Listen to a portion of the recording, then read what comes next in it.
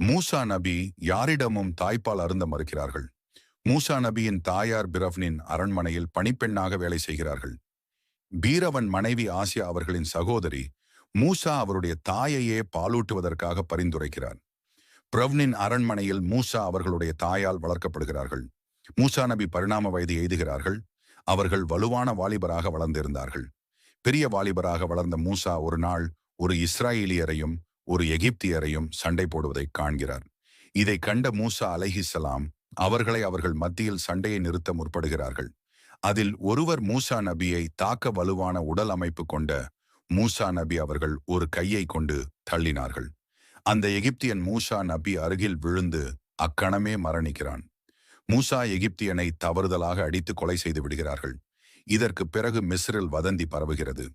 பனு Israel கூட்டத்திலிருந்து ஒருவர் எகிப்தியனை கொன்றது மிஸ்ர் தேசம் முழுவதும் பரவுகிறது. பிரவுன் மூசா நபியை கொல்ல திட்டமிடுகிறான். ஒரு நபர் மூசா நபியை எச்சரிக்க அவர் நகரத்தை விட்டுச் செல்கிறார்கள். அவர்கள் அருகில் உள்ள மதியன் என்னும் நகரத்திற்கு பயணம் செய்கிறார்கள். வழியில் மூசா நபிக்கு பசி ஏற்பட்டது. பசி தாங்காமல் ஒரு வாய்க்கால் அருகில் அமர்கிறார். அங்கே 2 பெண்கள் தங்கள் ஆட்டு மந்தையை தண்ணீர் குடிக்க வைக்க காத்திருக்கின்றனர். ஆனால் கிணற்றில் தண்ணீர் கீழே இருந்தது.